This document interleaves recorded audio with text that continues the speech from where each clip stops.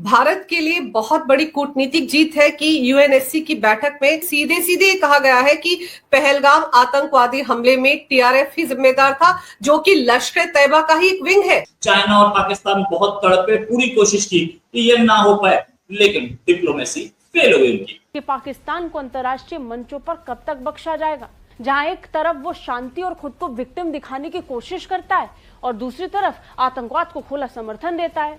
इस बेसिस पे ये संभव है कि आने वाला समय देखे कि पाकिस्तान एफएटीएफ की ब्लैक, अगर ब्लैक नहीं तो डेफिनेटली ग्रे लिस्ट में शामिल होगा। तो जो बचा हुआ लोन, जो इनको जो किस्तें जो वहां पे आईएमएफ से मिलती है या दूसरी मॉनेटरी ऑर्गेनाइजेशन से मिलती है, वो टोटली बैन हो जाएगी, उनको एक फूटी कोड़ी नहीं मिल पाएगी।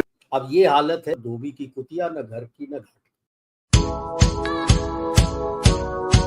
भारत के लिए बहुत बड़ी कूटनीतिक जीत है कि यूएनएससी की बैठक में 36वीं रिपोर्ट जो आई है उसमें सीधे सीधे कहा गया है कि पहलगाम आतंकवादी हमले में टीआरएफ ही जिम्मेदार था, जो कि लश्कर तैयबा का ही एक विंग है। अंजू, बिल्कुल सही कहा आपने। एक बहुत बड़ी कूटनीतिक जीत है। ये बात सबको मालूम थी कि लश्कर इसके पीछे है, क्योंकि जो मॉडस ऑपरेंडाई है वो जो लश्कर का टिपिकल मॉडस ऑपरेंडाई है, वही मॉडस ऑपरेंडाई इसमें प्रयोग में लाया गया था। उसके अलावा घटना के 24 घंटे के अंदर टीआरएफ ने इसकी जिम्मेवारी ली।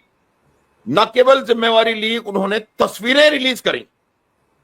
और जब भारत का, उनको लगा नहीं था कि भारत का रिस्पांस इस प्रकार का होगा, जब भारत ने ग्रेजुएटेड कोर्सिव डिप्लोमेटिक रिस्पांस देना शुरू किया और एक के बाद एक एक्शन लेने शुरू किए, तब पाकिस्तान को कहीं ना कहीं जाके लगा कि ये तो गड़बड़ हो जाएगी। दूसरी बात, वो पाकिस्तान लगातार कहता चला आ रहा था कि लश्कर तैयबा और जैश ए मोहम्मद जैसे आतंकवादी संगठन अब पाकिस्तान में निष्क्रिय हो चुके हैं, और इस कार्रवाई से कहीं ना कहीं ये सिद्ध होता दोबारा कि पाकिस्तान के बेस्ड लश्कर तैयबा इस आतंकवादी घटना में शामिल है। और ये समय वो था जब उसकी भीख के कटोरे में आईएमएफ से भीख डलने वाली थी, और अगर इस प्रकार का कोई हाईलाइट हो जाता तो वो भीख शायद न डलती आईएमएफ की उसके कटोरे में।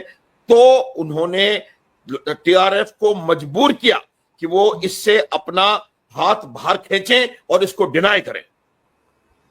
सर, ये जो रिपोर्ट है यूएनएससी की, इसमें ये भी कहा गया है कि टीआरएफ की ओर से कोई और जानकारी इस पर आगे नहीं दी गई, क्योंकि आपने बताया ना कि 26 को तो इन्होंने वापस ले लिया था। जब पाकिस्तान डर गया तो टीआरएफ ने कहा था कि हमारा इससे कोई लेना देना नहीं है। लेकिन सर, यहां पर इस रिपोर्ट में इस बात का खुलासा किया गया है कि एक सदस्य, जो यूएनएससी के सदस्य हैं, उनमें से एक ने कहा कि यह हमला लश्कर तैयबा के समर्थन के बिना नहीं हो सकता था और लश्कर तथा टीआरएफ के बीच कनेक्शन है। और एक और देश ने यह भी कहा कि हमला टीआरएफ ने ही किया, जो लश्कर का ही पर्याय है। यानी कि सर, अब यूएनएससी भी मान रहा है कि लश्कर तैयबा खत्म नहीं हुआ, बल्कि उसने नया नाम रख लिया है, टीआरएफ।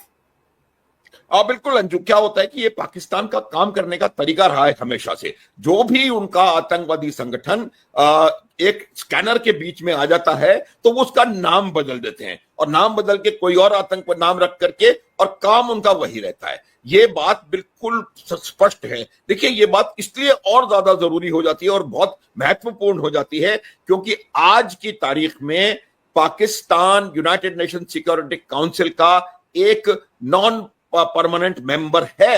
बावजूद इसके कि पाकिस्तान वहां पर बैठा हुआ है, अगर टीआरएफ का नाम इसमें आ रहा है, और ये बात साफ तौर पे कही जा रही है कि टीआरएफ लश्कर के साथ जुड़ा हुआ है, और ये जो हमला पहलगाम में हुआ है वो लश्कर की मदद के बगैर नहीं हो सकता था। अगर पाकिस्तान के वहां फिजिकली मौजूद होने के बावजूद ये बात इस रिपोर्ट के अंदर निकल करके आई है, तो ये बिल्कुल निश्चित है कि ये पाकिस्तान की बहुत बड़ी हार और भारत की एक बहुत जबरदस्त कूटनीतिक जीत है, और ये आगे जाके पाकिस्तान के ऊपर असर डालने वाली है। और मैं इस बात को इसी सांस में कहना चाहता हूं कि इस बेसिस पे ये संभव है कि आने वाला समय देखे कि पाकिस्तान एफएटीएफ की ब्लैक, अगर ब्लैक नहीं तो डेफिनेटली ग्रे लिस्ट में शामिल होगा।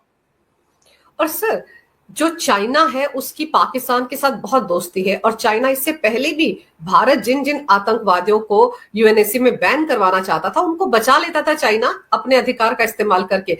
यूएनएससी की इस बैठक में चाइना भी तो रहा होगा सर, उसकी मौजूदगी में ये सब कुछ हो रहा है, तो क्या माना जाए कि चाइना का रवैया भारत की तरफ थोड़ा बदल रहा है? अंजू देखिए, मैं आपको एक बात बिल्कुल साफ बता देना चाहता हूं, चाइना किसी का दोस्त नहीं है।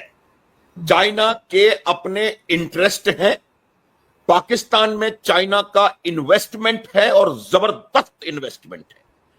पाकिस्तान के मार्फत चाइना ग्वादर पोर्ट चाहता है। ग्वादर पोर्ट मेरे ख्याल से दुनिया का सबसे बेहतरीन डीप वाटर पोर्ट है, उसके मार्फत वो अपना जो रूट है उसको छोटा, तो जहां तक चाइना का सवाल है, चाइना वही काम करता है जो उसके अपने इंटरेस्ट में होता है। और अब मैं आपको ये बता दूं कि जिस प्रकार से पाकिस्तान अमेरिका के सामने घुटने टेके चला जा रहा है, तो चीन को भी पाकिस्तान को समझाने का समय आ गया है। और ये मेरा सोच ये कहता है कि शायद चीन अब धीरे धीरे करके कुछ उनको इंडिकेशंस दे रहा है कि आप हमें, you can't take us for granted. China के होते हुए, जो कि एक परमानेंट मेंबर है, वीटो की उसके पास पावर है, और पाकिस्तान भी वहां पर मेंबर है, बावजूद उसके अगर इसकी रिपोर्ट में, राइटिंग में ये तमाम चीजें उभर करके सामने आई हैं, तो इसका मतलब बिल्कुल साफ है कि चीन को पता है कि किस समय क्या करना है। और आज का जो वर्ल्ड जियोपॉलिटिक्स और जियो इकोनॉमिक सिचुएशन है, उसमें यह बात निश्चित है कि चीन जो है एक शत्रुतापूर्ण भारत को अफोर्ड नहीं कर सकता। यह मैं आपको बताना चाहता हूं, चाहे मित्र ना हो, लेकिन भारत एक शत्रु के रूप में नहीं हो सकता। दूसरी बात हमने पिछले कुछ दिनों में सुनी होगी कि कहीं ना कहीं बातचीत चल रही है कि रूस चीन भारत का पुनः डायलॉग होना चाहिए और ये एक घड़ा बन के उभर करके आना चाहिए। तो ये तमाम जो डेवलपमेंट्स हो रहे हैं वर्ल्ड जियोपॉलिटिक्स में और वर्ल्ड जियो इकोनॉमिक्स में, वो सब इस बात के ऊपर की तरफ इशारा करते हैं कि चीन का अपने इंटरेस्ट की वजह से भारत की तरफ रवैया बदलना शुरू हो गया है। बदलना क्या, वो they are forced to do it. बिल्कुल, उनको अपने फायदे को ध्यान में रखकर सर अपना रवैया बदलना पड़ रहा है। लेकिन पहले अमेरिका ने टीआरएफ पे बैन लगाया था सर, अब यूएनएससी। तो ये जो हमारे देश का विपक्ष है, जहां पर कांग्रेस के एक पूर्व गृह मंत्री पी चिदम्बरम फरमा रहे थे अभी 4 दिन पहले कि क्या गारंटी है, क्या सबूत है कि ये जो पहलगाम में आतंकवादी आए थे ये पाकिस्तानी थे, तो अब तो उनके मुंह पर भी थप्पड़ पड़ गया है कि यूएनएससी ने भी कह दिया है